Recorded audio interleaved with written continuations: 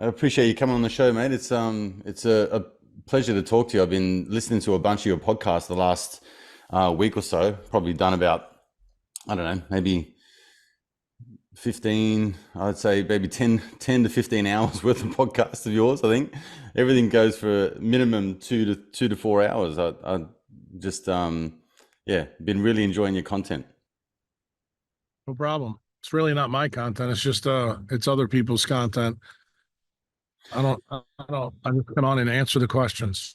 Yeah, well, you're on the show, so you're the featured guest, and the person that I'm interested in. So it's been really intriguing to get to know your story because your name's popped up a bunch of times with in a few circles, and I've seen little tidbits of bits and pieces of yours, but probably the last, like I said, couple of weeks I've been going on a bit of a deep dive trying to get to know you a bit better, which yeah, it's been really interesting.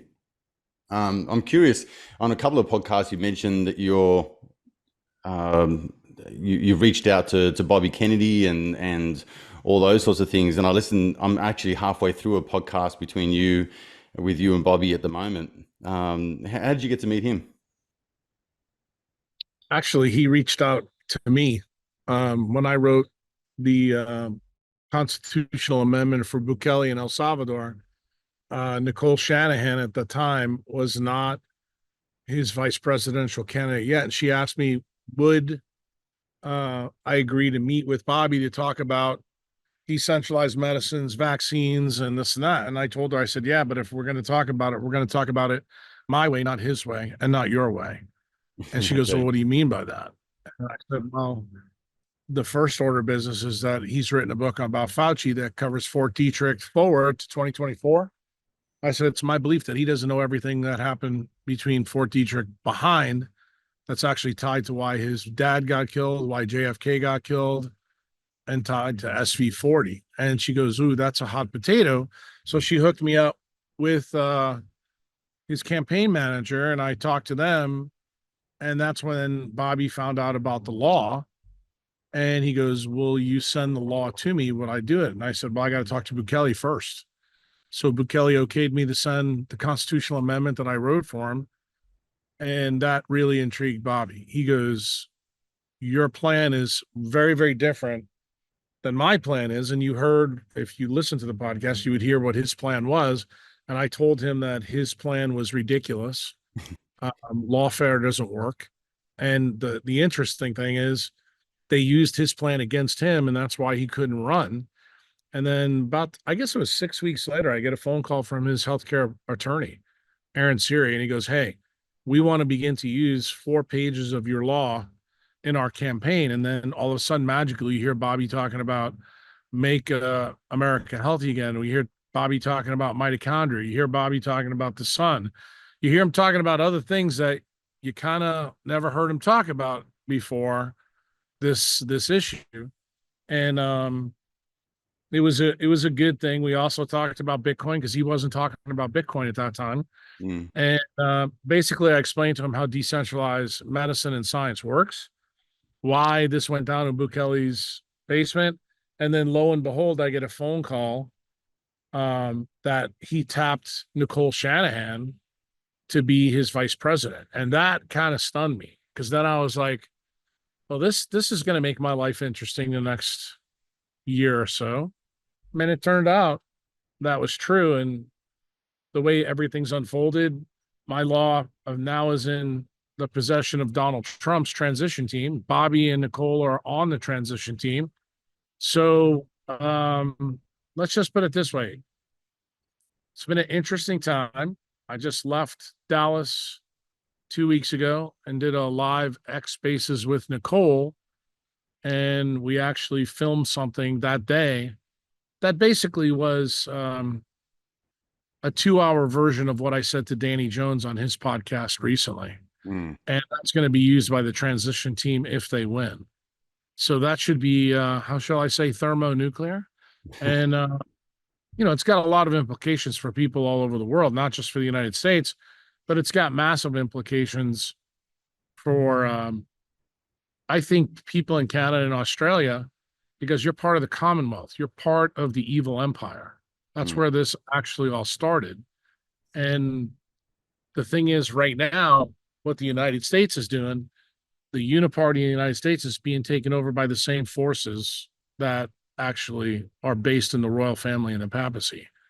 And that whole mindset is about a one world government, and that's, you have to know the history behind all that.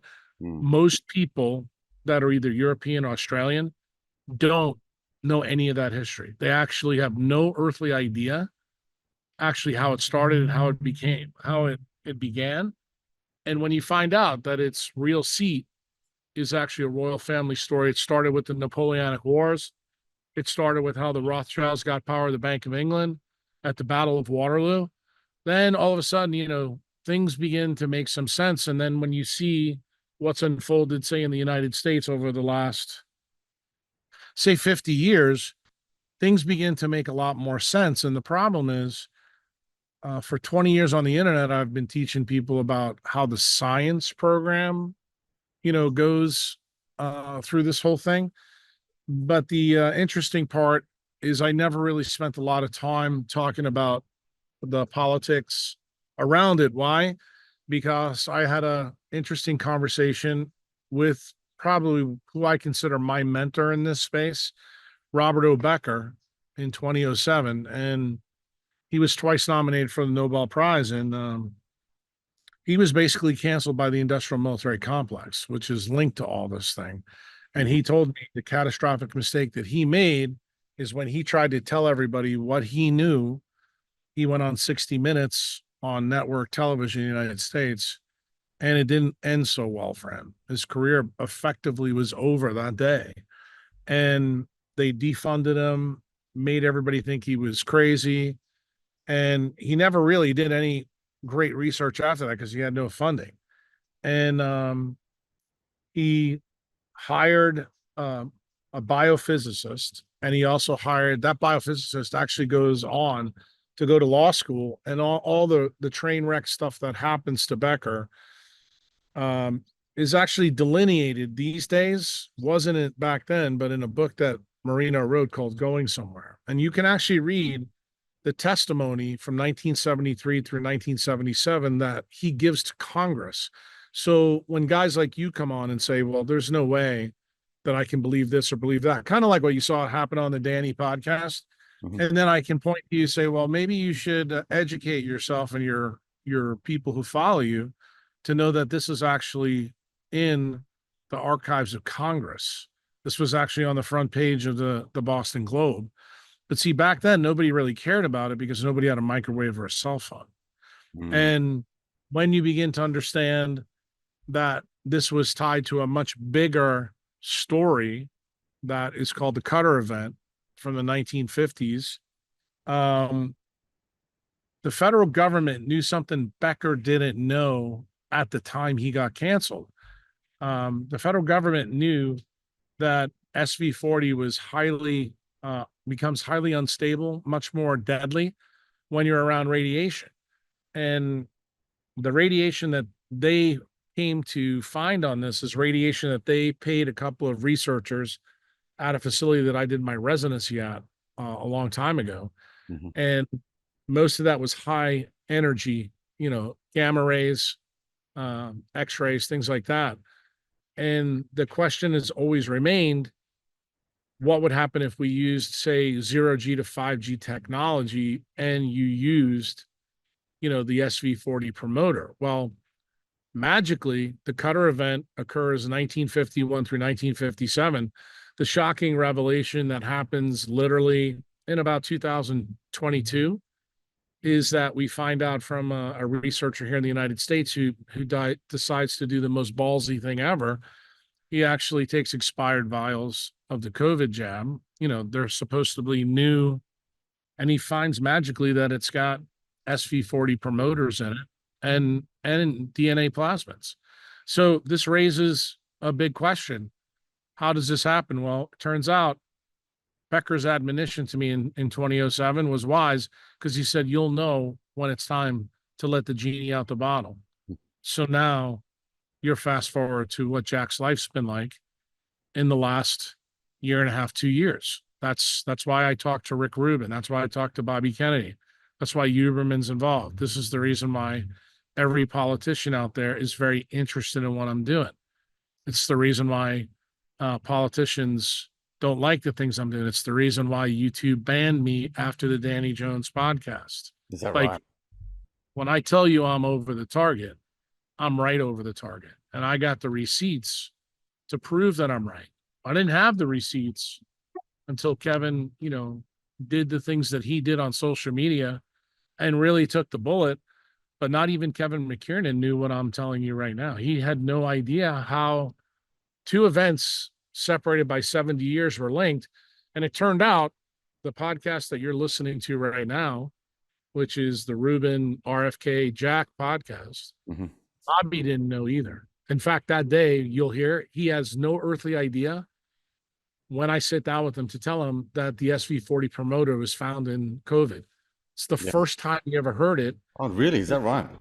I Yes. interviewed Dr. William Mackis, and that was the first time I ever found out about SV40, but like really taken aback when I was listening to you talk about it in the 50s. It's just that, I mean, look, there's nothing new under the sun, so I'm not really surprised anymore about what goes on, particularly in the last 4 or 5 years. And here in Australia, like, we got fucking really railed when it come to COVID and the vaccines and the lockdowns and the tyrannical governments and all that kind of stuff. So but we're seeing signs of the SV40. From what I know, it sort of shuts down your immune systems and all those sorts of things. But the link between Does the a lot. 5G and the microwave and all the rest of it is I'm curious about that too.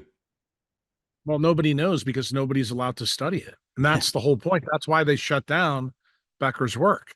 See, Right. the whole key is you have to realize when they asked Becker about the sanguine antenna in 1973 in Wisconsin, that was for nuclear Trident submarines to follow. They had already known 20 years before that SV40 was a huge problem because why? They used it in their first bioweapons lab, which was on Magazine Street. And that none of that stuff was ever published. So you have to realize guys like Kevin McKiernan, guys like Philip Buchholz, the scientists that you hear about, like even, I don't know who's really talking about this stuff in Australia. I don't think anybody in Australia has a clue about this stuff. But the scientists here in the States that are the big virologists, they did not even know that this information went on and was never published in the literature. Why? Because it was covert CIA executive level stuff going on in the States. And it was designed to actually take out Castro. And how does JFK get dragged into this? It's a long drawn out process, but it has to do with the Mossad, because when they find out that they made a mistake with the polio vaccines, they actually use electromagnetic radiation to try to get it out, because that was the idea back in the 50s. And you have to remember, when this happens, this is 1951. DNA is not discovered until 1953. So you are in a pre-molecular biology age. So Jonas Salk would have no way of knowing any of this, and when I tell you that he's clearly not a bad guy in this story, but the problem is it's also the reason he doesn't get a Nobel Prize for the polio vaccine. And you would think, considering they just gave a Nobel Prize for the COVID jabs, that why wouldn't Jonas Salk do that? And a guy like you is doing a podcast. I think that's a very reasonable question to ask people. Like, why would we give somebody a Nobel Prize for the messenger RNA jabs now, but we didn't give the original guy that came up with the polio vaccine that, was a huge problem? It's a fair point, but it's one of those points that, unfortunately, in many of the podcasts that I've done, because people aren't facile with the history of the science, they don't ask the right questions. They get caught up in all the bullshit that everybody else wants to ask instead of actually taking a back seat, looking at this from, 100,000 mile view and say, what's really kind of going on here? And when you begin to realize that this has been a global plan that even predates, what's gone on in the 50s. It's just like any government. When they find any type of emergency and they realize they can't fix it, then they look to exploit it. And that's exactly what went on in the Cutter event. Um, and that's why Becker's work gets caught up in this wash later. And he has no earthly idea. So you remember, I told you, he got canceled in 77. He doesn't die until 2008. So literally from 2008 to 1977, what does this guy do when he's sitting home in Syracuse, New York? Mm. He's doing the same thing that Uncle Jack's doing with you right now. He's trying to figure out what the hell is going on. And he's the one that clued me in that a lot of this stuff was linked to government programs that went on in the 1960s that had some very interesting connections. Okay. Right. You're talking Thing that about he was MK Ultra and things like that. right. And one of the things that he clued me into that Danny never got into is he sat me down and he goes, "Do you know about this new czar they just hired in 2006 for the National Institutes of Drug Abuse? It's called NIDA in the United States, which sits, in the NIH, Mm. in our scientific background." And I said, "No, I don't." He said, "Her name's Nora Volkow." He says, "Do you know anything about her?" I said, "No." I said, "Why does it matter?" He says, "She's the granddaughter of Trotsky." And Right. I sit down and I go, "Wow." He goes, "So do you understand how this all fits?" So him and I start talking about what he figured out from his military time. And he's the one that clued me into the story about General Groves, the Manhattan Project, Mhm. siloing scientists, how the scientists came in. Because remember, if you read all of his books and you read like Marino's book about going somewhere, which is really about a story of science and how science was done at this time, you begin to realize that his whole career is intimately tied to the military. So he clearly had to do some serious research into the military. Now, me as a regular neurosurgeon, I'm not going to really care too much about this. I've never had, a position in the military and this and that, but I did know about Becker's work, and I came to know Becker's work through my job as a resident, learning about bone metabolism. Mhm. That's what fascinated me about this guy's work. So when he got canceled, I knew something had to be unusual. And as most people heard in the Danny Jones podcast, the most unusual thing about where I did my residency, here I am, a Northern European from New York City, gets plunked down at the 28th latitude in what I would like to call the third world part of the United States, which is New Orleans. Mhm. And they're filming JFK in the basement. And the 6 months after I start my residency in neurosurgery, I get shipped off to a place named the Oshner Medical Foundation. And in the basement sits, a device that costs millions of dollars, but yet this is just a random community hospital. Does well for itself, but not well enough to buy that. As and I Mm. said in the Danny Jones podcast, I could barely get good instruments to do spine surgery but yet we've got this, weapons grade um machine, and I knew what it was used for, but I was just like stunned because, Tulane and LSU, who have, much bigger programs, uh, they did not have this type of material. They did not have that at all. In fact, this was the only Linac in the state of Louisiana when I was doing my residency. So I kind of thought this was really bizarre. And that's when the story got more interesting. Then I started to realize that everything that happened to Becker and then everything happened in polio because of the things I learned about the polio disaster, they all occurred in New Orleans. And then when I was turned on to one of my ER nurses while I was on my emergency room rotation, she happens to be the daughter of Jim Garrison, who's the only DA in the United States that puts somebody on trial for the murder of JFK. And it turns out it's a guy named Clay Shaw. And I start hearing all these stories and I'm going, so you can only imagine why in, late 80s, early 90s, when this stuff's happened to me in residency, and then the stuff that I learned about Becker's work 2 to 3 years later, when I get assigned by my boss in neurosurgery, I need you to do a paper on on bone regeneration and limb regeneration. I want you to use this guy's work because I remember reading about it in the 60s and I thought it was amazing. Mm. And nobody's learning about this. All of a sudden, those two worlds collide. And when you have this story and you're a reasonably smart person, you start putting two and two together. And boy, did I put two and two together pretty fast. Especially when I spent, 2 years of my residency at Ochsner. I got to find out a lot of things about Ochsner that most other people would never find out about. And when I found out that the LINAC that was in the basement of the place that I was doing my residency at wasn't originally there, I found that out from the physicists that it was actually initially in the U.S. Public Health Hospital. I'm going, hold on. There's a bigger story here. Mm. And Can you explain to me, Jack, though, with that Linux, just for me and for people listening, the implications of that particular machine that was sitting in the basement of it your makes all hospital? it makes all frequencies of light from RF all the way up to the strongest parts of the electromagnetic spectrum, and it uses electricity to do it. It can generate massive amounts of electromagnetism. What was the goal of getting that machine? Once Dr. Alton Ochsner went from being just an FBI asset that was his handler was a guy named Bannister, that was an FBI guy, and we know that definitively through a lot of the JFK work that Garrison did. Bannister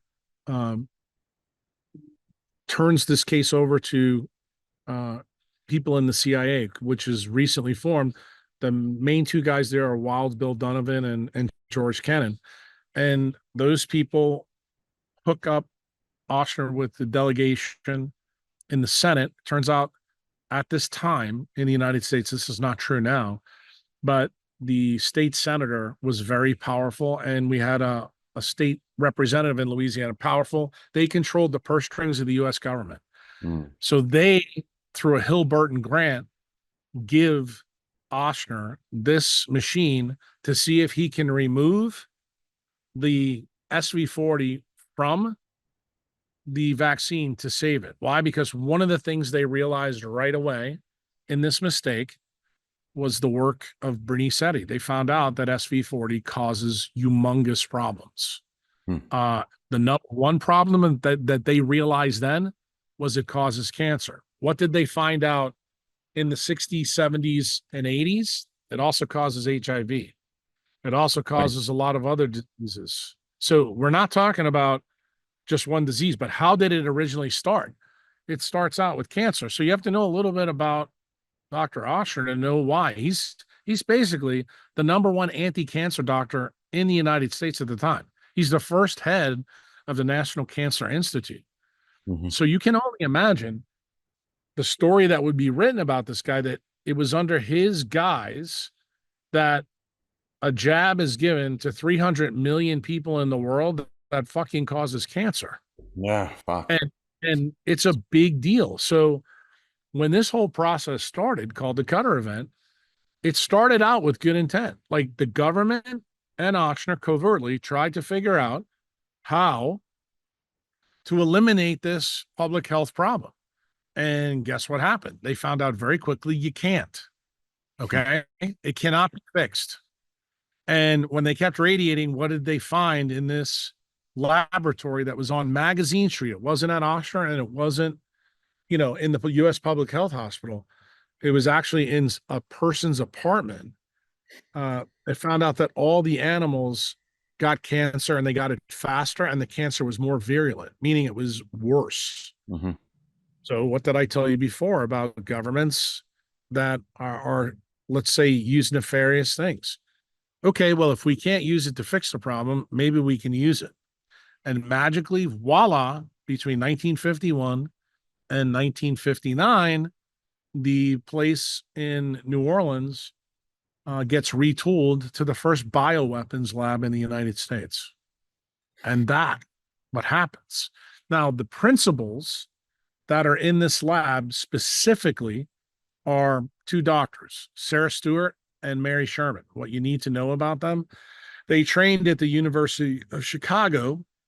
I believe they were both in the medical school class in 1936. Ochsner hires both of them. He puts one on his medical staff at Ochsner. He puts the other one at the U.S. Public Health Hospital. How does he do that? Through his connections with the CIA. They grease the wheels, and magically, Sarah Stewart gets sent there. Now, why are they specifically picked? Well, it turns out Sarah Stewart writes a treatise a long time ago, and you can still fact check her. As I told Danny Jones, she was the world expert in the belief, which at the time was not common, that viruses cause cancer. So she had written extensively about it. And when the government realized that, in fact, SV40 does cause cancer, you need to hire the lady that's written kind of everything germane on the subject, because nobody else had, because everybody thought she was crazy. Okay. So she's down running, the LINAC, and she's an expert in radiation.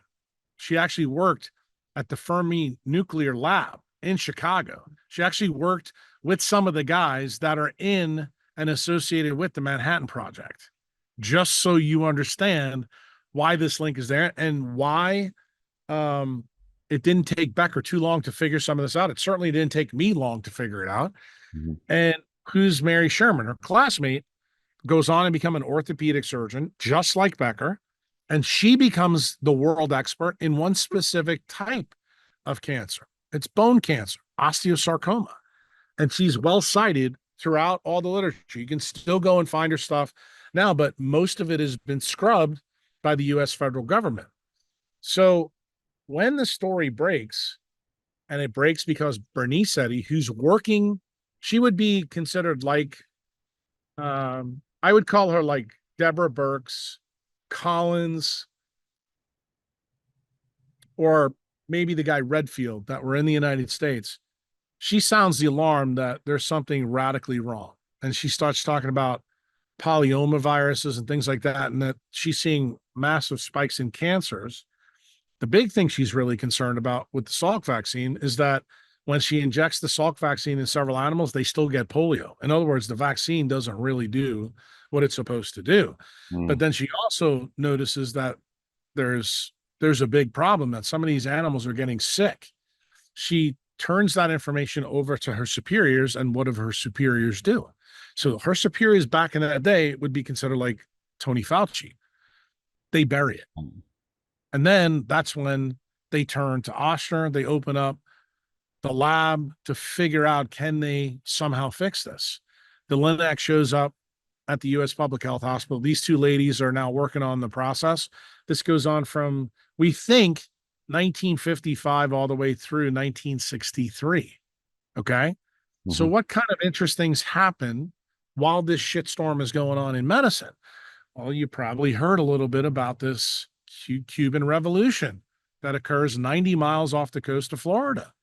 Fidel Castro comes in and basically sets up camp. He gets rid of all the casinos. So it pisses off the people who are involved in those casinos, which turns out to be mobsters. And they're mobsters from two specific parts of the world. One is the Italian guys. Those are the shoot 'em up guys. The other ones are the Jewish mobsters that are tied to Murder Inc. and Meyer Lansky. And these guys are linked through the crime family that controls Chicago. None of what I told you is hard to believe, because you can also find out this is true. So the initial idea, when the two ladies that are working on this find out that this thing can be concentrated and they can deliver this as a bioweapon, some interesting things happen in United States history that I don't think Australians or people in the UK will remember. But when I jog your memory, you'll probably wake up. Happens in 1957. The Russians put Sputnik up in space and shows the United States that from the atomic age, they have really elevated their game. They've actually used the atomic research to do things probably better than we have, because we just made bombs. Not only did they made bombs, but they used a lot of the technology to actually come up with space satellites. So what happens at this point? The U.S. government and at the time, the president is Eisenhower, the vice president is Nixon. They mount a response. They come up with something called the U-2 spy plane that can fly 80,000 to 100,000 feet above the earth and take pictures of what the hell Russia's doing in Siberia, because we're interested in it. But what's going on Magazine Street? What's going on in the CIA offices in New Orleans? So when they find out that they can make SV40 and put it in tobacco and potentially kill another leader, they're like, well, we have to do something to provide plausible deniability to allow one of our soldiers to be able to get across enemy lines to deliver such bioweapon. So this incident happens that you may have heard about. Gary Powers gets shot down or his plane crashes. We find out through declassified things that just happened in the last 10 or 15 years that the CIA went in and changed the molecular hydrogen tanks out of the plane. So they sabotaged it so that a guy named Lee Harvey Oswald could eventually get in to Russia undetected. And they set this whole plan up, and they're developing this, over time. Well, it turns out the craziest part of the story, when all this stuff is settled, Powers gets released, you have another incident kind of going on at the same time called the Jonathan Pollard effect. This is when a Mossad agent is found spying on the United States. And you start to see all these crazy things that don't seem like they're tied together happen. Then 1961 occurs. There's a transition of power. Eisenhower and Nixon are out. JFK wins. And magically, the president of the free world, Eisenhower, gets on national TV and tells everybody that one of the biggest enemies for us as the American public is the industrial military complex. And we're like, where'd this come from? This came completely out of left field. So what Eisenhower was telling the world is that there's some elements inside our government that shouldn't be inside our government, that world events have dictated this. So you as an Aussie, you say, okay, Jack, tell me a little bit about what was going on. Well, I told you about Sputnik, right? So General Groves, after the war, he runs the biggest engineering program ever in the history of the world and makes an atomic bomb in 3 years with a bunch of Jewish guys that we stole from Europe. And everybody knows that we're really successful. But what you don't know is that General Groves was hated by Eisenhower, General Patton, and MacArthur. Why is that? Because the other three generals, who are five-star generals, were in the theater fighting the Nazis and the Japanese. So they knew that there was no need for the atomic bomb. But when you understand how much money the United States spent on this atomic bomb, General Groves saw to it that 2 bombs were dropped and that he wanted to get credit for the end of the war. Turned out it didn't work out the way General Groves thought. He got his way. He did perform a military coup in the executive branch. Most of you don't know how that went down. But at the time, our president is FDR. He's in his 3rd term, getting ready to run for the 4th. What's started this whole polio shitstorm? Well, our president had polio. He was paralyzed. Oh, is that right? Yes. And that's why the polio vaccine was such a big deal in the United States at this time, because the March of Dimes, which I'm sure you've heard about, was a program that FDR's lawyers started where American children would donate nickels and dimes to Jonas Salk to do the research he needed to do to come up with the polio vaccine. So what does General Groves know? Because now he's running the most clandestine operation in military history. He knows that FDR is not going to likely live into the 4th term. So when he takes over the Manhattan Project in 1942, a guy named Henry Wallace is his vice president. He's his vice president for 3 terms. So it's not like this guy's a new cat. He's been doing this for a long time. And Henry Wallace gives a speech about what he foresees the rest of the 20th century after America wins the war. It's like one of those patriotic speeches. But in that speech, he says, I view the common man as taking over the world. And General Groves is running this program going, bro, I'm building an atomic bomb. You think that we're going to turn this over to the regular people in the United States. No, we are going to have a big say on what's going on. So you need to be reapprised of history because your country's involved in some of this history. Really? Uh, in 1943, we have this big summit where Churchill's not present. Remember, when I say your country, I'm talking you're part at this time of the royal family. You're Well, part of UK. You haven't been liberated yet. yep. Okay. You're still stuck with, The the monarchy. Jack, King George. Hmm. That's Queen Elizabeth's dad. So what happens? They show up in Tehran, Iran, and this is where FDR meets Stalin. And Stalin has a big talk. One of the things that comes up in this talk is the Treaty of Versailles. You know about the Treaty of Versailles that was the ending of the First World War. And he starts asking FDR, do you kind of know why the Treaty of Versailles went down the way it did? And FDR is like, what are you talking about? He doesn't know anything about this. And he turns out, well, the royal family kind of set the tone so that the treaty would fail, so that the bankers would cause the depression, which is, remember, FDR is elected right in the middle of the Great Depression. Hmm. And he's been trying to solve this problem for the United States now, literally for almost a decade, and he's unsuccessful. He comes up with this idea called the New Deal. The New Deal in United States history is looked at very favorably, but I'm telling you, it didn't do shit for the Depression. What got us out of the Depression was the war. Hmm. And Stalin casually mentions about the plan of the royal family with the bankers and the popes to prop up Hitler. And FDR looks at Stalin and goes, you got to be kidding me. So at this meeting, him and FDR have a conversation about what Europe and the rest of the world should look like after. Okay. And this is where the first idea of the UN comes up at the Tehran meeting. Where did that idea first come? It's actually buried in the Treaty of Versailles. Woodrow Wilson, a president during the First World War, comes up with an idea called the League of Nations. It's very similar to what eventually becomes the UN. Hmm. Okay. So FDR writes the preamble for the UN Charter that we know from history. Most of what he did was his speechwriters. He told them what the preamble should look like. So it turns out at this time, when General Groves gets all this intel back, because we're in 1943, he realizes he's got a really big problem with this vice president, Henry Wallace.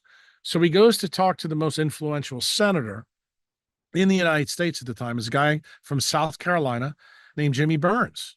And he tells Jimmy Burns, look, I think FDR is going to die. He probably won't make it in his fourth term, but the next time you have the DNC, which is the Democratic National Convention, because Hmm. FDR and Jimmy Burns are both Democrats, he's kind of that powerful. He's one of those politicians that has huge amounts of sway in the Democratic Party. General Groves tells him that we need to replace Henry Wallace with our candidate that we can control. So in Australian terms, this would be called the Manchurian candidate. In other words, whatever we tell him to do, he'll do. So Jimmy Burns looks to Congress at the time, and he finds this simple little cat who's not very controversial at all in the Democratic Party that really comes from a non-impressive state called Missouri. That's Harry Truman. So the DNC occurs in 1944, and within 2 votes, Jimmy Burns suspends the voting that's going on the floor. They come back the next day, and magically, General Groves, Jimmy Burns, and everybody gets people to switch their votes by utilizing quid pro quo voting. Like people were promised the postmaster general spot, this spot, and that spot, and nobody was going after FDR, so nobody really cared. Okay, because FDR was looked at as a hero in the United States at this time, but they were going after his vice president. Nobody could figure out why, this was going on. So long story short, they make Harry Truman the vice presidential candidate for FDR's unprecedented fourth term. Hmm. So the way our system works. The new president, the election is the first Tuesday every November, and then you get to take over the presidency on January 20th, every fourth year. So Yep. FDR lives until April. But what happens between January 20th and April when he dies. He dies mid-April. They have Hmm. the second conference after Tehran. That's called the conference at Yalta that you read about in all your textbooks. And guess what happens at that event? It turns out what Stalin told FDR without shit for brains Churchill present changes the opinion of FDR in a big way. Why? Because what else did Stalin tell him in Yalta? He said, well, here's the rest of the story that you need to understand. He goes, you know that many people in the United States think I'm a bad guy and that I've killed a lot of people. He goes, I just want you to know that the people that are on the side of the royal family killed 60 million Christians during the Bolshevik Revolution.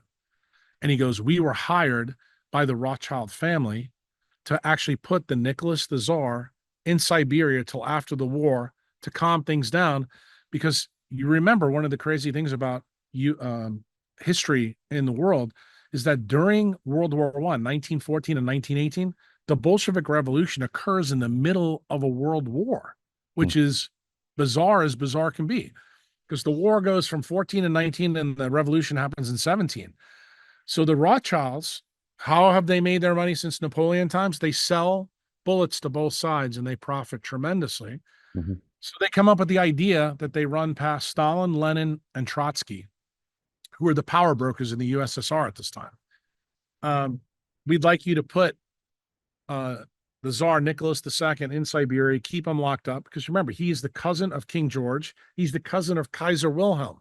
Hmm. Just so you're clear. Yep. World War I, the fight about the royal family. It's a in-house fight that gets generalized all over the world. And Lenin, Stalin, and Trotsky agree to put Nicholas in jail in Siberia, but everybody's going to take care of him. What does Trotsky decide to do? He looks at Lenin and Stalin and goes, hold my beer. He and his people, because they're extremely left-wing, they go in and kill the entire royal family. That wasn't part of the program. And guess what? Not only does it stun King George, but it stuns the Rothschilds. Like, they didn't plan for this. And you have to realize that Trotsky, you may not know this, Trotsky is also a Jew like the Rothschilds. But Trotsky was really pissed off with the Rothschilds because within the Jewish sect, there's a difference of opinion. And you've probably heard this before. There's some Jews that are ideologically, Judeo. Then there's the other ones that are secular Jews. Those were called Zionist. And before all of this is going on, there was something called the Zionist Federation. Hmm. It turned out that the royal family, through the Rothschilds, promised Israel at this time that they would get land in the Middle East down the road.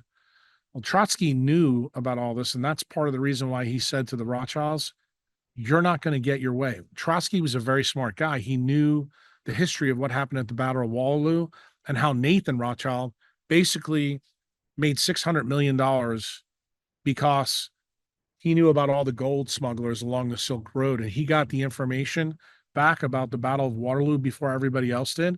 So he walks into the London Stock Exchange and he looks dejected on purpose. He starts selling off the king's bonds.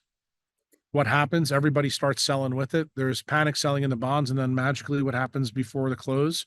Rothschild buys them all back for pennies on the dollar. Hmm. Then the news from Wellington comes the next day that, oh, by the way, the Brits won the Battle of Waterloo in 1812. Overnight, Rothschild is hugely powerful. He turns around to the king and says, we kicked ass and we took names. So guess what? This was when the Rothschilds really got powerful. This is when the papacy starts to use them. This is all really important history because you need to know how the papacy fits in there. There's a term that I used in the Danny Jones podcast that people really aren't aware of. It's called the Lloydial title. You have to look it up, but because it comes from the people who used to rule you in Australia. Yeah. Lloydial means there's no superior to it. In other words, they own it. It's like God on earth. Nobody can take it away. Here's the problem. I know you know this part of history. What was taken away in 1774? America. And they never got over that, ever. Okay. What got taken away in 1917? Russia. Okay. And it got taken over because of Trotsky. Actually, Stalin and Lenin were playing ball with the royal family. So what happens? In 1940, Stalin sends his men, his hitmen, to Mexico City and they execute Trotsky. So what does Stalin tell FDR in 1944 at Yalta? By the way, I'm the guy that put the hit on Trotsky, just so you know how serious I am. So what does FDR do in kind? Now, just remember, Churchill's at this meeting. He wasn't at the one in Tehran. He's trying to keep FDR away from from Stalin from telling the story. Why? Because what does the royal family tell Churchill to do? Whatever you do, we want to pit these two people against each other because we want both of the countries back. That's really what the job of Churchill was as prime minister. Because, I know you know this history. In the area of appeasement that goes on from 1936 through 1939, Neville Chamberlain is the obedient idiot. And he goes back and tells everybody in the UK, we're all good. Okay. Turned out that's not really true. It was a total plant by the royal family. And if you know the history of the UK like I do, you'll find out that Churchill was an absolute bumbling idiot. And the biggest mistake ever made in World War I was caused by Churchill. Plus, he was a drunk, and the royal family knew that, so he was the perfect mark. He's just like Lee Harvey Oswald. This guy will do whatever he wants because he wants to get back in the good graces of the king. So they put Churchill in as prime minister after Chamberlain's, ransacked in 39, and they tell Churchill, your number one job is to draw FDR into the war. Your number two job is to make sure that Stalin never talks to FDR. So guess what happens? 1944, Yalta happens. Stalin gives this information. FDR tells Stalin, not only will the United States rebuild Europe, which was destroyed, but we will also rebuild Russia. And Stalin's like, okay, this infuriates Churchill. Okay? Because remember, the royal family's trying to get both countries back. And here, one superpower is going to rebuild the one that sacrificed the most in World War II to defeat the Nazis. Because remember who the Nazis really are. They're the royal family's fucking propped up dictatorship. Yeah. Wow. So when you realize that 28 million Russians are sacrificed by Stalin and Lenin to win the war in Europe, who knows this story crystal clear? Well, you should know this.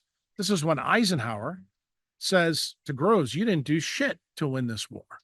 The war in Europe was won by the Russians. How do you know, my friend, that I'm right about this? 1960, JFK gives a speech. Remember, 1960 is before he's president. He's still a senator. It's before he takes at American University and says to the world, because remember, he's a World War II vet. We should thank Russia for what they did in World War II. Do you know who that pissed off to the nth degree? General Groves, and all his people in the military. Why? Because this is a story that nobody wants told. Okay. And which brings us probably to the next part of the story that I don't expect you to understand. This is the part that I think Danny, he did know. You need to know how General Groves is handled right after the war. He is the person, the architect of the deep state in the United States. He builds it. So remember what I told you. He goes to the U.S. Military Academy. He also spends 2 years of his time in MIT learning engineering, science, and things like that. He actually goes down to Nicaragua and builds a potential second canal to the Panama Canal. Never gets built, but he was the guy they sent down there. So when the war breaks out in 41 for us and we get dragged in because of Japan, Eisenhower sent here, Patton sent here, MacArthur sent here, and they keep Groves back in D.C. And they sent him to New York City and put him in an office on the 67th floor and said, you're going to run the biggest engineering program ever. Why? Because in 1939, Albert Einstein talks to FDR and tells him that he thinks that Hitler is building a nuclear weapon. And he thinks that it's plausible. Anybody who doesn't know about this letter. It's hanging in the World War II Museum in New Orleans right now. Okay. It's been there for at least 15 to 20 years. Mhm. FDR then mobilizes. He hires a guy that you probably have heard of in the radiation world. His name is Albert Compton of Compton Scattering. Mm. And guess where he works? In the University of Chicago. Oh, isn't that kind of funny that that's where Sarah Stewart was and that's where Mary Sherman came from? But remember, this is 1939 now. He's already got the polio. Salko's working on all this stuff. You see how the soup is being developed and cooked. Mm. So the interesting thing that happens at this time, the United States drawn in the war.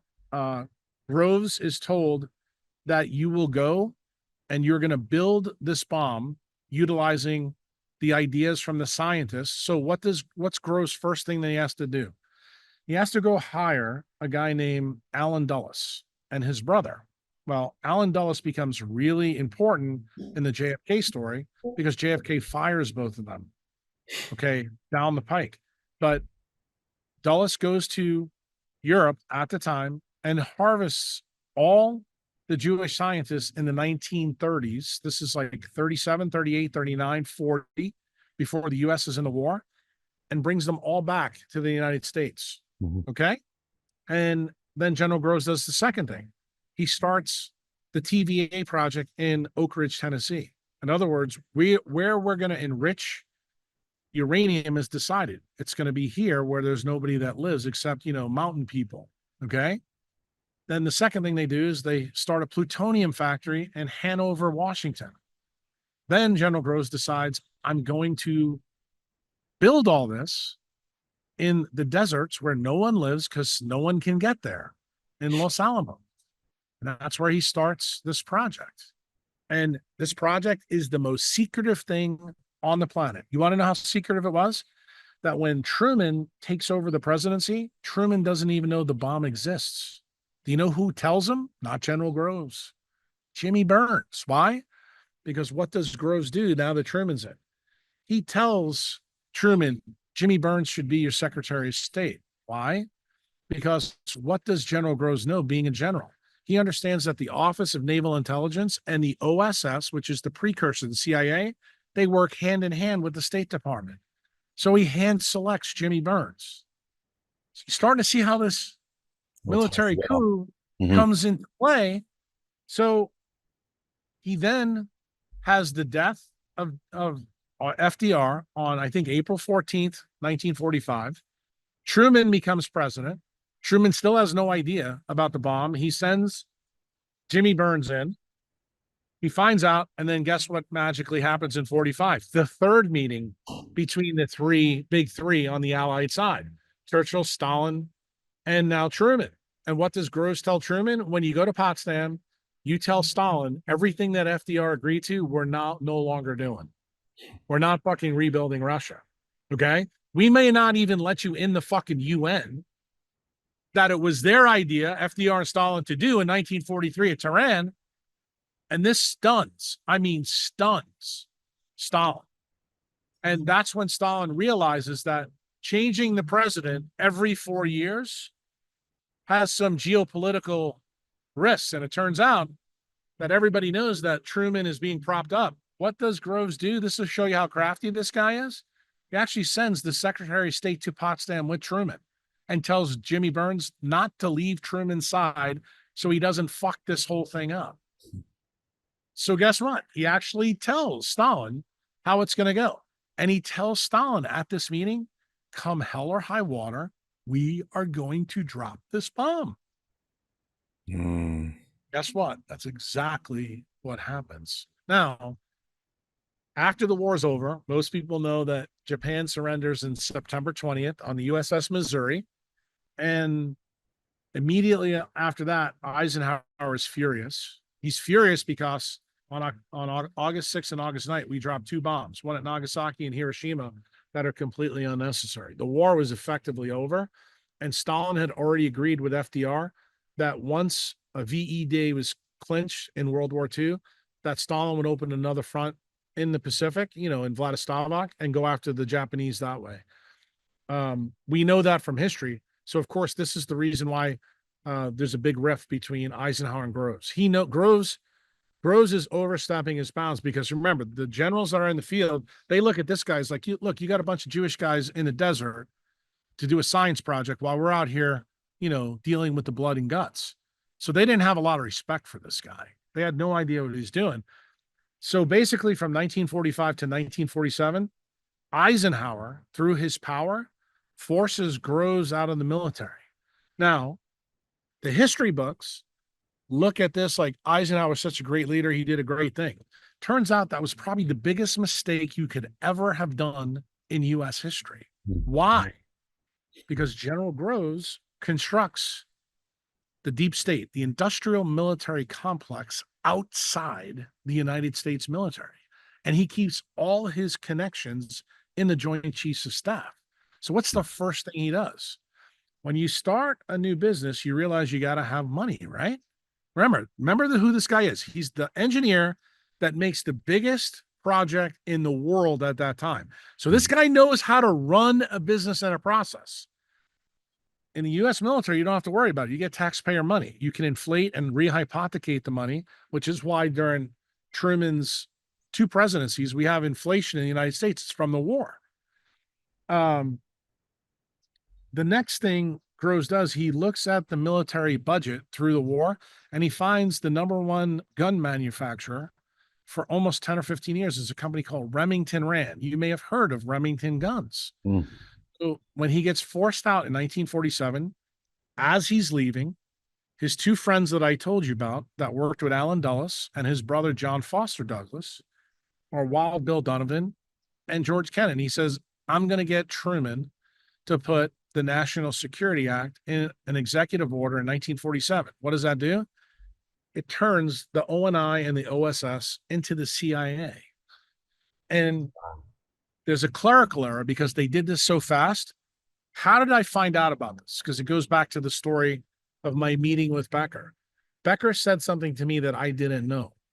He said, Jack, do you know how a bill happens in the United States? I said, yeah. I said, it's got to go through Congress, president has to sign. He goes, yeah, there's another way. That was operational at that time. I said, well, what was it? He goes, if you create an executive order and it gets published in the Federal Register after that, effectively, it becomes the law of the land. I said, really? He said, so that is the reason why Groves knew what he was doing. He goes, but there was a mistake made. And I said, well, what was the mistake? He said, the mistake is a clerical one because it wasn't published in the Federal Register within 10 days. And because of that, the office of OSS and ONI wasn't official until 1948. It still acted on this behalf. So what does Groves do? It gives him almost a year and a half to go become the CEO of Remington Rand. He knows that all his friends are now in the CIA and the intelligence business. And the intelligence business, immediately he tells them, first thing you need to do is you need to have a tactical end. That's to shoot them up, guys. Then you need to have a propaganda end. So then he's got to figure out how he's going to launder money. Because remember, now he's on the outside. He's not on the inside. So he can't get taxpayer dollars. So this is where the story of Meyer Lansky comes back in. You may have heard of him in the Danny Jones podcast. He is the accountant, part of the Jewish mafia from the Ukraine, who comes in and makes friends with Lucky Luciano. They form a lifelong relationship. He basically is the accountant for Murder Inc. They're based in Chicago. Something crazy happens that General Groves knows about that most of you probably don't. In 1942, 1943, there's reports of German U-boats in New York Harbor. Why are they going to New York Harbor? Do you remember what I told you the project was called? The Manhattan Project. That's right. Yeah. Word got back to the royal family and Hitler that the Americans are doing something with all these Jewish scientists, and we don't know what the fuck it is. Got it? So there's no one to protect New York Harbor at home. They're all fighting now in the Pacific and in Europe. And you have to remember, the United States was not in a good position in the war prior to the Battle of Midway and even after it. We had to rebuild our fleet because it was sunk, in the Pacific. So there's not a lot of people there. So Magically, what happens? The Secretary of State at this time talks to Groves, and Groves says, look, we know that all these mobsters control the docks. They're stealing money through the longshoremen. Why don't we ask them to patrol the harbor for us and turn over any evidence they get? So what do? They go to Meyer Lansky because they know he's the brains of the issue. Why do they know this? Goes back to what I said at the Danny Jones podcast. Where does the word money laundering come from? The Jewish guys that were in Chicago, Midwest, and New York used laundromats to launder money. Why? Because Woodrow Wilson passed the income tax law in 1913. So they knew how to stay away from the Rothschild system because the Rothschilds are part of the Federal Reserve. And Lansky knew that. So Groves brings Lansky in. And what does Lansky do? This will show you how smart he is. He's probably the smartest immigrant in the United States in the 20th century. I put him right up there with Richard Feynman and with Albert Einstein. That's how smart he is. But he's a numbers guy. And he says to the U.S. federal government, I'd be more than happy to help you, but you need to do something for me. He goes, Lucky Luciano's in a full-scale prison. I need him to be in a minimum security prison so he can run his business. They agreed to it. Lucky Luciano's moved. He's able to run all the business in Chicago, New York, and Florida. Okay. Mm-hmm. Everybody in the United States is totally fucking freaked out that they basically just brought in the biggest crime syndicate in the United States to help him in the war effort. But it's all hands on deck at this time. Wow. So what happened? The first time that they start looking at the decks and the what do you call it? The ports. Don't you think Meyer Lansky finds 19 German spies coming off U-boats? He kills 18 of them, but do you know who he doesn't kill? Do you remember the guy that I mentioned in Danny's podcast, Dr. Kurt Plotkin? He's the guy that eventually gets turned over to Sidney Gottlieb that starts MK Ultra. Do you know the intel that Meyer Lansky gets from this guy? That Hitler is using mescaline from Mexico to drug all the Jews so that it makes it easy to go in. He also tells them about the fluoride story from the Farber Corporation.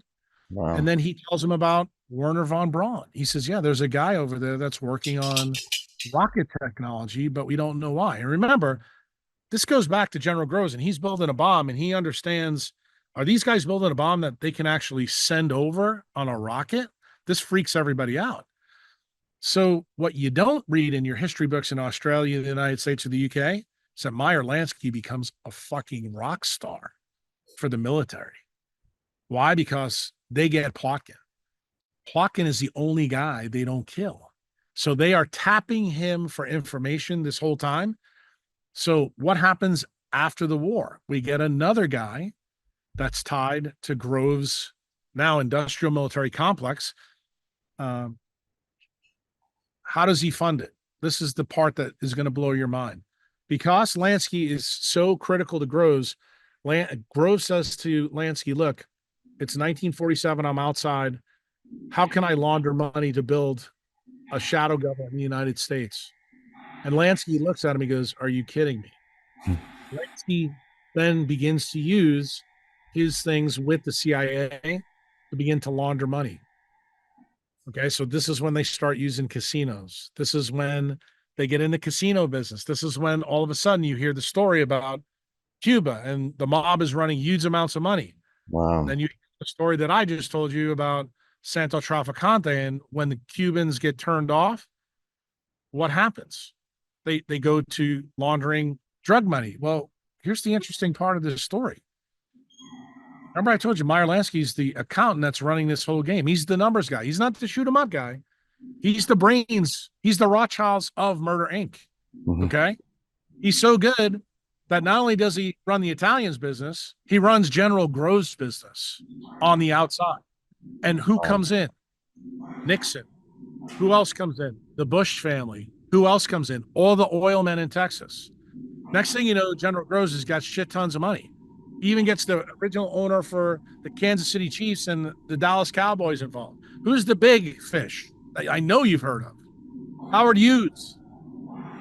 Wow. The richest man in the world at this time is now helping General Groves. So to prove to you that I'm not bullshitting you, because you can be Danny Jones right now, Remington Rand merges with another company. You know who the company's name is? Burrow. And the craziest thing about Burrows, they make calculators, sewing machines, simple little devices and this and that. They all have electronic gear in them, and no one can figure out why Groves wants to buy Burrows. He buys Burrows, and the name in the New York Stock Exchange changes to Sperry. Sperry is the first computer company in the United States that is an industrial military contractor. What does he do then? He then merges it with some electronics firms. Magically, the name is changed to Sperry Rand. What eventually happens with that company? The name Rand is dropped at Sperry. What does Sperry become to the U.S. military? Now we're in the 1950s and 1960s. Mhm. They sell UNIVAC computers to the U.S. military. They sell 46 of them for $1 million. Wow. You're starting to see how this all fits, my friend. Hmm. So what does Sperry eventually change its name to in 1986 when the other criminals that are like 4.0 and 5.0 come in? That's the Bush family, the Reagans, and the Nixons. Becomes Unisys. To this very day, it's called Unisys. It's been trading on the New York Stock Exchange the whole time. So what does General Groves do? Because he's an engineer. He builds a system that uses corporations to do his dirty work. How do you get this idea? Do you know who run the number one Wall Street bank in the pre-war United States that was working with the Rothschilds in the United States? Brown Harriman. You know who Harriman is? He's one of the robber barons that built the all the railways in the United States. Friends with Rockefeller, friends with Carnegie, Wow. friends with all the robber barons that you learned about. But what's the big key? Who's the main guy in Brown Harriman pre-war that's helping the Rothschilds sell bullets to the Nazis and the Allies?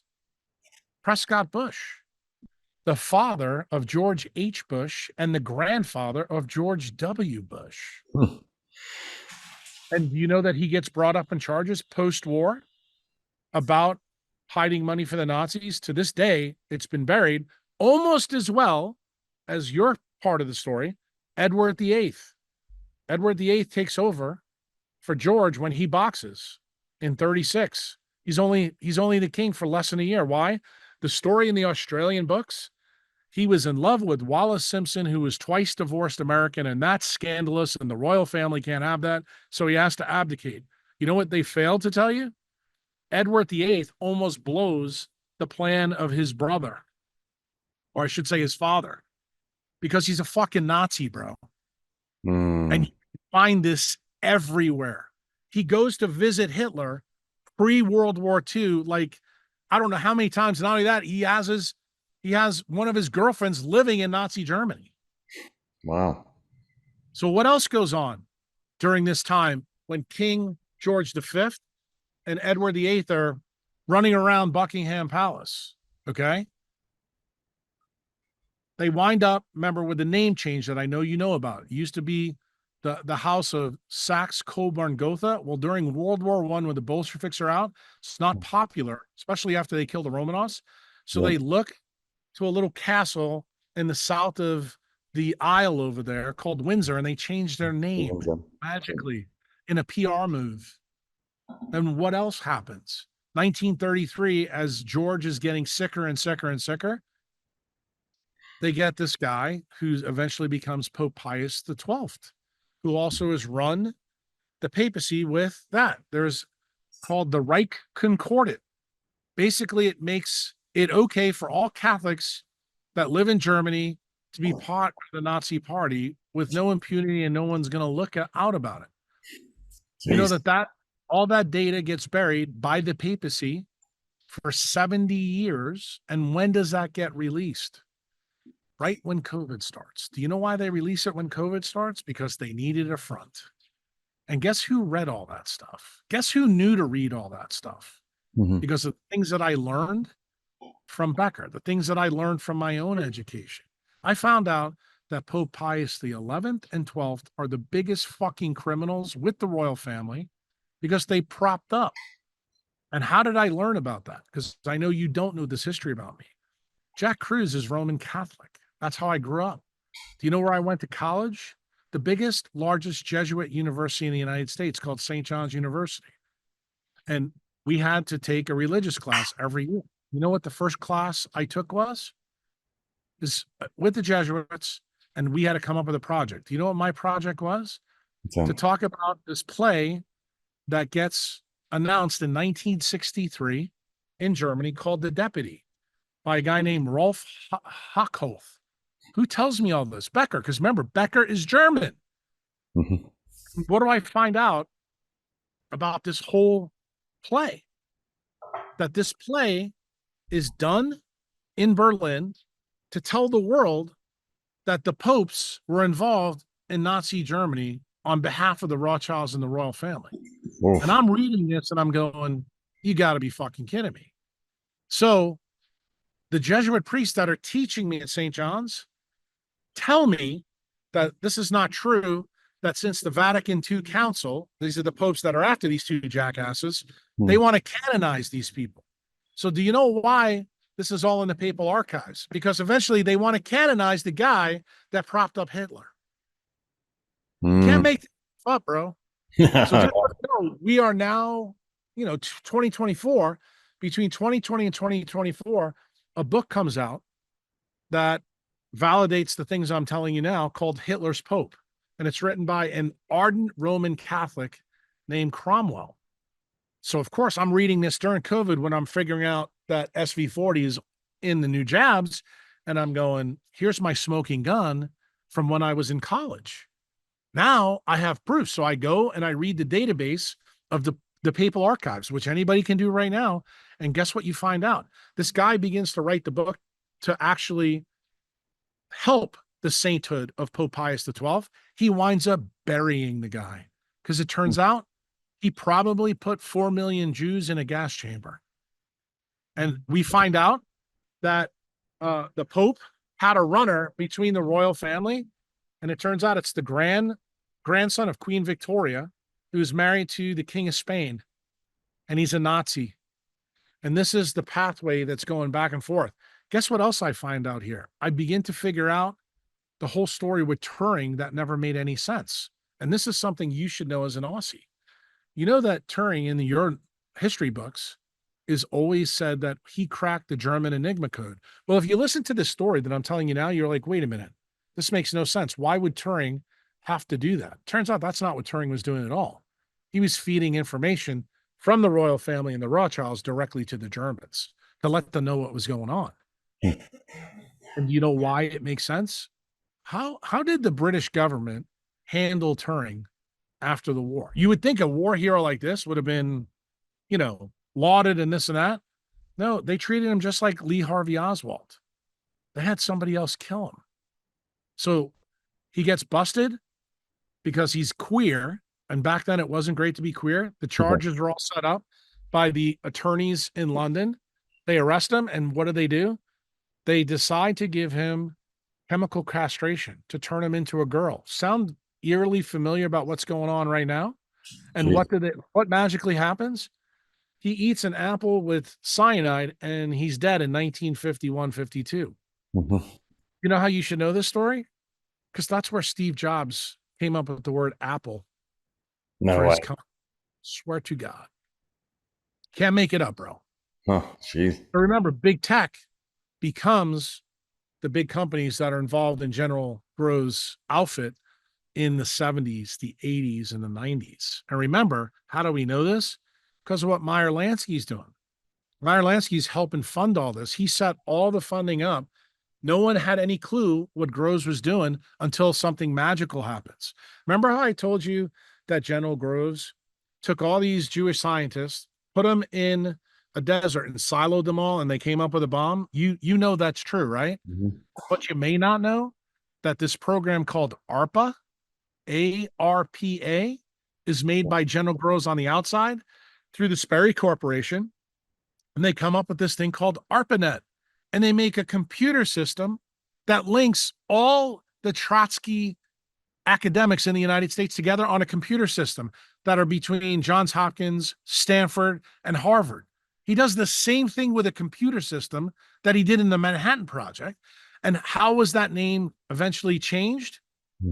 You were a young boy. It's called the internet. Yeah, No, it's wow. called internet. And who changed the name to DARPA? 1957 happens. All the history I already went through with you with Powers and Eisenhower. Eisenhower realizes that Groves has pulled the wool over his eyes. He now realizes he's got to pull Groves back into the government to control him. So what happens?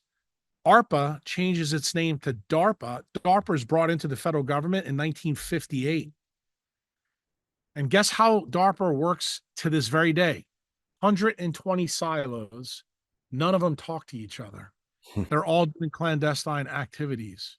They've been under the control of the CIA, the State Department, and the executive branch, which has been captured since what? Henry Wallace. So how do they capture Congress? Guess who does that again? General Groves. Groves retires in 61. You know what's going on in the United States in 61. Cuban Missile Crisis, all kinds of shit. Bay of Pigs. They blame it on JFK. So now you have two guys they want to kill, Castro and JFK. Mm-hmm. They plan to send Lee Harvey Oswald to Mexico to get to Castro to give him the SV-40 cigar. He's unsuccessful. The reason they picked him is because he's the guy that went to Russia to be a communist for a couple of years. Who's the doctor that helps him be a communist? Does a radio program with him in New Orleans? Dr. Alton Osher, the same guy that's cooking up the monkey soup in the bioweapons lab. All discoverable. Okay?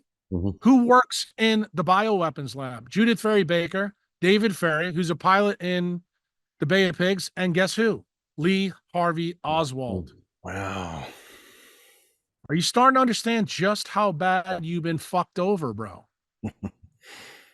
That's And when you see this all put together, you start to go, okay, so what happens after this? The story's not over. So we haven't talked, you and I, about how much you know about money, how much you know about crypto, and how much you know about Bitcoin. But guess what? This is where the story gets really interesting. Do you remember what I told you, that I have a reverence for Meyer Lansky? Why? Do you remember how Al Capone got popped by the U.S. government? He was the crime boss before Lucky Luciano takes over. He gets busted on tax evasion. What does Meyer Lansky specialize in? He doesn't get caught. So in 1959, when the Castro takes the casinos over, the FBI and CIA know that he walks out of the casino with $3 million. So what do? From 1960 through 1969, they're trying to find that $3 million. And they find out he's been skimming all the profits with Modalitz in Vegas in the Flamingo Casino. So what magically happens in 1969? 1969, they bring Lansky in. But how do they get him? You're going to be stunned at this. The Mossad sets up, because now we have Israel's already intact in 48. Israel sets up a program, and it turns out Lansky's attorney named Ira Malnick, who's based in Florida, right next to where Santo Traficante is. The Mossad sets something up that any Jew can come back, no matter what, even if they're under investigation, and be protected by the Israeli government and get a passport. So Malnick tells Lansky this because he knows that they're going to try to arrest him on money laundering, fraud, drug charges, everything else. Trump up a lot of different things on him. So he goes to Israel.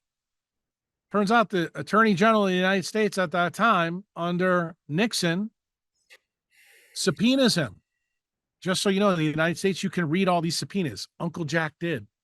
We find out when he goes there, magically, he agrees to come back. No one can figure out why. Turns out he tells the Mossad, he goes, I'm going to pull a Top Gun maneuver. I'm going to go to the United States. I'm going to tell them exactly how I beat their bankers in the Federal Reserve. I'm going to tell the royal family how I beat their bankers in the Bank of England. I'm going to show them exactly how I did it. And then I'm even going to top it. I'm going to tell them how they should fix it. And he says to his attorney, Ira, he goes, you think that'll get me off? And you can only imagine everybody in the mob is fucking freaked out that this guy's going to turn state's evidence. So Malnick knows exactly what his plan is. He goes back to the United States, tells the United States government that the reason I'm so successful, he goes, I don't own assets. I own people. He goes, and I own people in your government that you can't imagine who I own. And they're stunned. He lays the whole plan out for him. That actually happens, my friend, in 1970. We get the Bank Secrecy Act. You know what the Bank Secrecy Act is? It's the United States government admitting that their system isn't without big holes. So they make a decision right there, the Treasury and the Federal Reserve, we have to destroy fiat money. We have to get rid of it. Because Meyer Lansky just told us of the biggest fucking scam he's been running. You know what the CIA, what he tells the government for them to write this bill. This is where you're going to have to really do your homework, but this will show you how accurate I am. The CIA, I told you, had a tactical wing and a propaganda wing. You know what the propaganda wing did? They got into the art business. They created modern art in the United States. Guess where Lansky laundered all the money for Groves and Murder Inc.? Through that market. Jackson Pollock is not famous for anybody else than Meyer Lansky. Lichtenstein, all the modern artists that you know about, Koons, all those guys, all that shit that looks like garbage, the CIA is the one that supports it. You want to hear the most ironic part of this? Lansky is fucking the guys where that artwork is stored. This is the Rockefeller family. They're the guys that are the bad guys. They're also the family in the Federal Reserve. You wouldn't even believe this. Lansky is laundering all the money through this art that's worth a fortune, and he's donating that artwork to these places to put on, making money hand over fist. These guys are furious when they see this, that this little Russian Jewish immigrant got fucking played by the best banking families in the world. So they come up with the Bank Secrecy Act. That's known in the United States history as AML KYC law. It's the most unconstitutional law ever passed in the United States. Why is it passed? Because the people that stole the Federal Reserve found out they got played. What's the next year happens? 1971. You get the Nixon shock. He removes gold from the dollar, devalues money. Why? Because what's the plan? Controlled demolition of the money supply. Why would they do that? Because guess what else Lansky tells them? The best way for you to do this is to use General Groves' computers to track money. You need to make programmable money. He tells them the answer. So what does the BIS do in Belgium? They start working on programmable money. Guess what? It's a really hard project. And you know what? Lansky knows it's going to be difficult to do because he's way ahead of him. You know why? Because he has another plan. He has another trap door for these assholes. So Nixon gets thrown out in Watergate through the CIA, FBI bullshit. That was also planned because they had to get rid of him. He knew too much. General Ford comes in. General Ford sat on the Warren Commission. The Warren Commission is when General Groves controlled the legislative branch of the United States. So now he's got 2 out of the 3 branches. Everybody that is now a representative or senator in the United States knows if you fuck with the intelligence agencies, they will fucking kill you. Okay? And it's blatantly obvious. Everybody knows it. Chuck Schumer has been on the TV in the United States and said as much to Trump. He goes, I don't think you know who you're fucking with. Okay? He said that when Trump was the president. Wow. And the interesting part of this story, Ford comes in. There's an attorney general named Elliot Richardson, who you can go and fact check. This is in the Pilgrim Society. This is a society that's created right after Queen Victoria dies. Almost all the most famous characters that are biggest criminals for the royal family, the Rothschilds, the Rockefellers, are in this society. You know who's in it? Preston Bush. Or I should say Prescott Bush. Who else? Take a guess. Elliot Richardson. Alan Dulles. John Foster Dulles. Alexander Haig. Remember, he used to be the department, the head of the Department of Defense in the United States. Who else? Henry Kissinger, George Shultz. Everybody who's in General Groves' employ is part of this Pilgrim Society. They're part of the Trilateral Commission. They're part of the Council of Foreign Affairs. So in 1971, while we're blowing money up, what happens? Who does Nixon make the Secretary of State? Henry Kissinger. Who's his best friend? Klaus Schwab.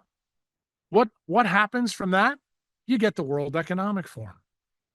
Magically, you start to realize that everybody who's linked to the royal family, everybody who's linked to the Trilateral Commission, they want a socialist one world government, just like it was in medieval times.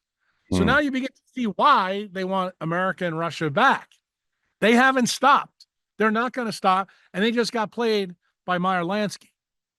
So the new AG, when Ford takes over from Nixon, is a guy named Edward Levi. You know where he's also a Pilgrim Society member. He has dual citizenship between Israel and the United States. He's also a Mossad plant. Guess what? He guarantees that Lansky's going to get off. Okay? Because the Israeli government is going to help the United States come up with programmable money. In other words, they're tied into this. But do you think Lansky is going to let Israel have all the fun? No. Lansky's got a plan. What magically happens? These three attorney generals, and just so you know, Richardson's only the attorney general for like 9 months at the end of Nixon's thing. Levi comes in when Ford's in there, and Levi cancels all the stuff that I try to tell Danny about the Apollo affair when LBGA pays off the Mossad for giving Israel fissionable uranium to make their bomb before their Arab War in 1967. Turns out Levi's the guy that doesn't tip off either Jimmy Carter, doesn't tip off the FBI while he's attorney general. He knows all of this because he's working for Israel.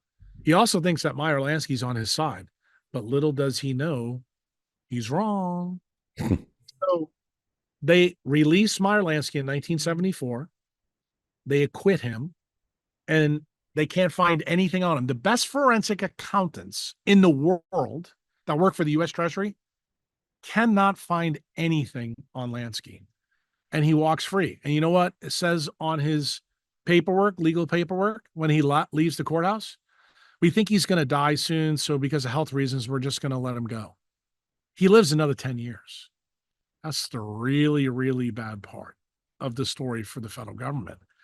Because Lansky then says, okay, you tried to fuck me. I tried to help you. He goes, now I'm going to fuck you with no KY jelly. What does he do? He goes with Ira Malnick, and he looks at something very unusual in the U.S. munitions statement at the end of World War II. He finds out that all the things that Claude Shannon and Turing were working on were actually considered munitions at the end of the war. Why is that? Because cryptography is a way for you to find out that the royal family and the papacy is involved in this huge conspiracy. That's the reason they put it in there. So what does Lansky do? He decides this is probably the smartest place for me to look to spend my money that they couldn't find. So how did I figure some of this shit out? So I looked at all the legal paperwork that Lansky went through for about 20 years at this time. And I saw something in that paperwork where he was dealing with a private banker in Geneva called Pinsky. And I remember that. I went back and looked at the Warren Commission because I read the Warren Commission big time after, the JFK assassination and doing all the stuff that I did in the beginning of my residency. And I remembered seeing that name in Geneva in one of the volumes. And I went back and fact checked it. It turned out the CIA is using the same banker. And I realized right away what was going on. Then I thought about what the CIA was doing with money. It was drugs and it was artwork. And I said, this fucking guy has figured out a way to do this. So then I start looking at what did Lansky do the last 10 years of life? Who was his front man? It turns out it's Ira Malnick. And I start watching what Malnick does. Malnick is exactly opposite of Lansky. He has big assets. He's got this big money. He takes care of all these mobsters in Florida. He makes no bones about it. But all the guys that that are hired to take care of, nothing happens. In fact, at the end of Lansky's life, he looks like a pauper. No one can figure out really what's going on. Lansky tells Malnick after he dies, he's to divert all the money that he possibly has saved. We think it was about $400 million. Wow. He puts 100% into cryptography research. And the goal, he tells Malnick, is you need to figure out how to come up with a programmable money that is incorruptible. That's what I want you to spend all my money on. Damn. So, just so you know, dies in 1983. Now, you know the story about Satoshi Nakamoto doesn't happen until 2008. Yeah. So, I'm going to tell you that's a wide span. Well, I'm going to tell you how that wide span happens probably in the future, because we've been talking a long time, but this will explain to you how everything in the 20th and 21st century are all interrelated. And it turns out that anybody who is facing tyranny, when I was in President Bukele's basement, he asked me when he heard all of this story. See, Bukele made the first right decision. He made Bitcoin legal tender for his people before he did anything else. And I said that was the right choice, because you need to do that, because that's money that they can't fuck with. In fact, the IMF, the World Bank, all those things are tied to those people that I told you about. And I said, when you tether your entire economy off to this money, you're basically telling them that they can't touch you. You're doing the same thing that Meyer Lansky did to the CIA and FBI. Wow. No matter what they say, no matter what's in the newspaper, it's a really good thing that you did. He goes, okay, but how do we fix this problem with the jabs and this and that? I said, you need to make a constitutional amendment. I said, what did these guys in the United States realize when they did the Cutter incident? There's no provisions in the U.S. Constitution for medical tyranny at all. In fact, when it was brought up to Thomas Jefferson, when they were doing the Declaration of Independence, the Bill of Rights, and writing the Constitution, James Madison and Thomas Jefferson went back after talking to Benjamin Rush. They found no incidences in 5,000 years of human history where medical tyranny was used to overthrow anyone politically. So they thought it was superfluous and they never did it. Well, the one thing I'm going to tell you about General Groves and the guys in the industrial military complex, they're really smart. And they knew that, and that's why they decided to use it to destroy America. Because what their goal was? Who wrote the UN Constitution rules and regulations? General Groves did. Okay. FDR wrote the preamble. How do we know that, my friend, now? Because a guy named Muammar Gaddafi gave one speech to the UN, and he pointed out to everybody in the UN that if you read the preamble and you read the rules and regulations, it's like you're reading two different documents. And guess what? Why did we get it passed? Because we won the war. We told the world how it was going to be afterwards. And what did I tell you that Groves did to Stalin? You're not going to participate. You may be thrown out of the UN if we won. So they agreed to this situation so they would have a seat at the table. And guess what? Gaddafi is magically taken out right after this, because they're pointing out that what the goal of the deep state is to replace the U.S. Constitution with the UN Charter. Why? Because that is the document you need for the one world government. That's truly how you get back to feudalism and medievalism. That's the goal of this entire epic 120-year history that I'm giving you. And when you begin to realize that if you plug a hole in your own constitution with medical tyranny, well, Uncle Jack sits down with Bukele, and Bukele says to me, write it. So I wrote it. Then magically it was given to Bobby Kennedy. Magically it was given to Donald Trump. And I didn't have to worry about Bitcoin because some other cat tied to this story, tied to Meyer Lansky, but not directly, very indirectly through a very unusual, fortuitous story, comes up with what Murder Inc. wants. And how can I tell you that I might be right about this, my friend? Because I'm not going to tell you the details. But I am going to tell you something that you can discover. Do you know the guy that got popped for Silk Road? His name is Ross Ulbricht. You've heard of him in the Bitcoin world? He got 2 life sentences from the United States, which everybody agrees is crazy. based on the charges they brought up against him. What if I was to tell you that he got 2 life sentences because Russ Ulbricht, in the U.S. government's eyes, is really Meyer Lansky?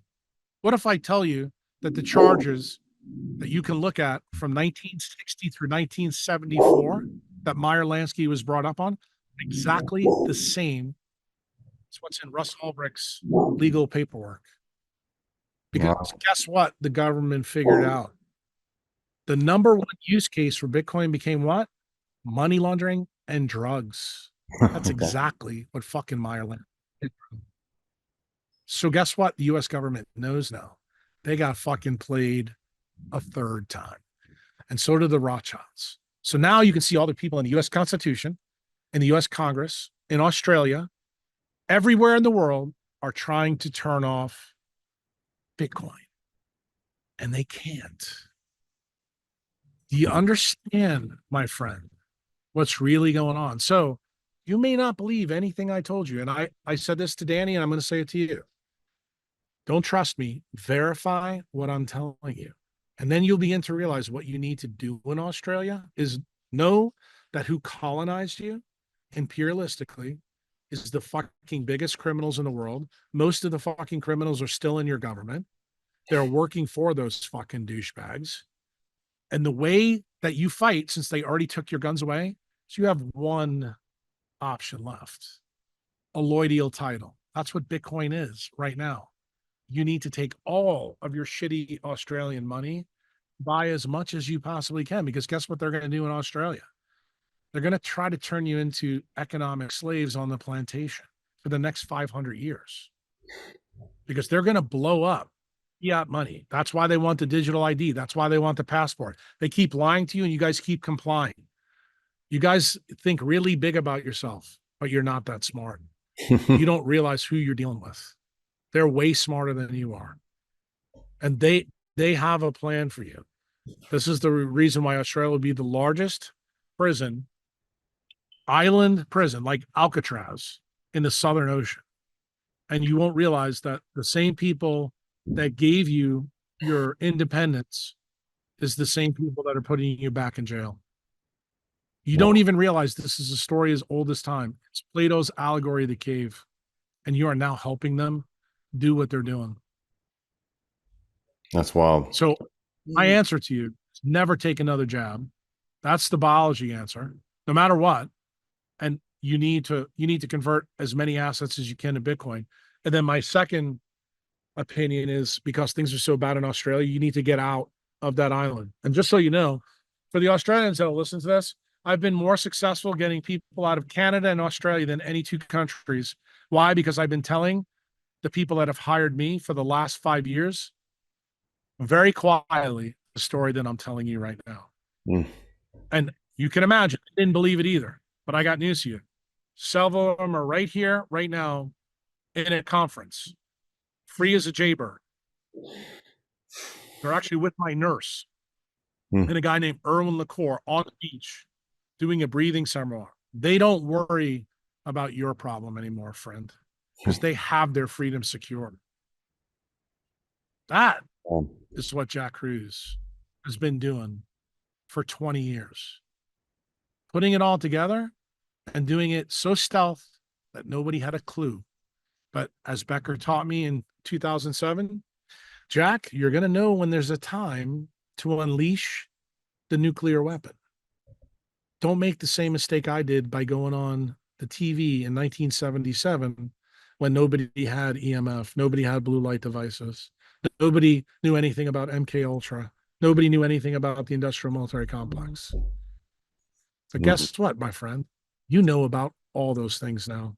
And not only that, you know what tyranny is all about, because for 4 years, every single person that will listen to this podcast knows what we've been going through. Now you begin to look and go, as I said to Danny, you check my story out. All the pieces fit. Nothing doesn't fit. So it's incumbent upon you to verify. Do not trust me. I don't want anybody to trust me, but I'm telling you right now, once you realize I'm right, you have a duty to me. You know what that duty is? To become a savage, to fight for your freedom, to fight back for all the things that they're taking away from you. These are the most evil people in the world. You need to understand the level they'll go. The royal family has got a 1,200-year history going back to the Magna Carta. They play the long game. They don't give two shits about the short game. Mm. Queen's died. You got King Charles in there. My belief is they cleared the deck of Kate so that the next guy that's going to come in can continue the same program on, if you want to know the truth. Mm. That is how dastardly they are. They already have their next heirs. They've already been created. The children are there. Crazy. Next man up. Well, I don't know if it is crazy. I think when you understand, this is the reason why I get on guys' cases like Danny. I didn't get too much on your case because you didn't come to the table and say, "Hey, Jack, I don't want to go down this Mossad route. I'm scared of this." I'm telling you, I'm giving you a shit sandwich too. This story about Australia is not good.